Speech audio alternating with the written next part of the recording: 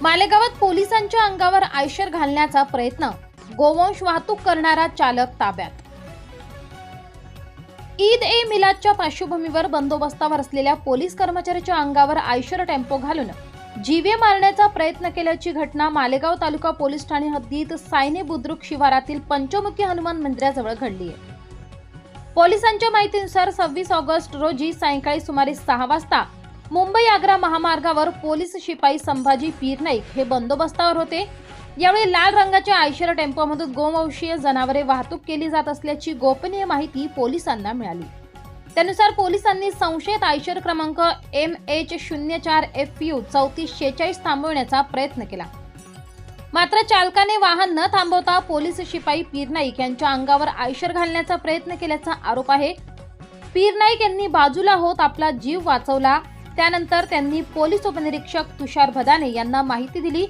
Police पथकाने Annapurna hotel परिसरात वाहतूक कोंडी करून आयशरला अडवले आणि चालकाला ताब्यात घेतले. मोहम्मद सलमान मोहम्मद हनीफ, वय 25 वर्षे, राहणार बिस्मिल्ला नगर, आयशा नगर, मालेगाव असे ताब्यात घेतलेल्या चालकाचे नाव आहे.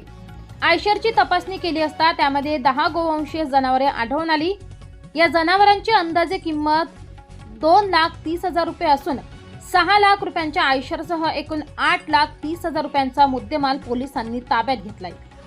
जनावरांना निर्दयतेने बांधून कत्तलीच्या उद्देशाने वाहतूक केली जात असल्याचा पोलिसांचा आरोप असून त्यांना पुढील संगोपनासाठी गोशाळेत पाठवण्यात आले आहे.